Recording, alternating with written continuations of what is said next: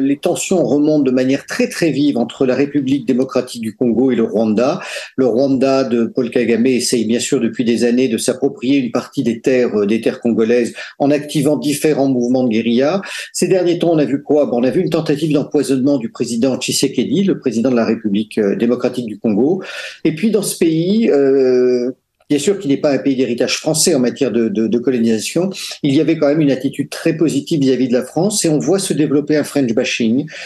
Pourquoi? Parce que nous, Français, nous avons décidé de soutenir Kagame qui nous a roulé dans la farine, qui nous a traité de tous les noms ce génocide du Rwanda alors qu'il en est le seul responsable et que la France a joué un rôle tout à fait honorable dans cette affaire. Et donc les Congolais, dont 60 sénateurs congolais, ont voté, ont fait une demande pour que la RDC sorte de la francophonie, ce qui est extrêmement grave et ce qui montre encore une fois les errements de notre politique étrangère. J'ajouterai que ces derniers temps, un Transal, donc il n'y a plus de Transal dans l'armée française, il en reste quelques-uns à la DGSE, s'est posé sur un aéroport de Kisangani parce qu'il y a eu un problème technique et tout ça accroît l'agacement des Congolais qui se demandent ce qu'un avion non immatriculé faisait dans la région à part soutenir le Rwanda. Ouais, vous avez raison de pointer du doigt cette information, c'est très important.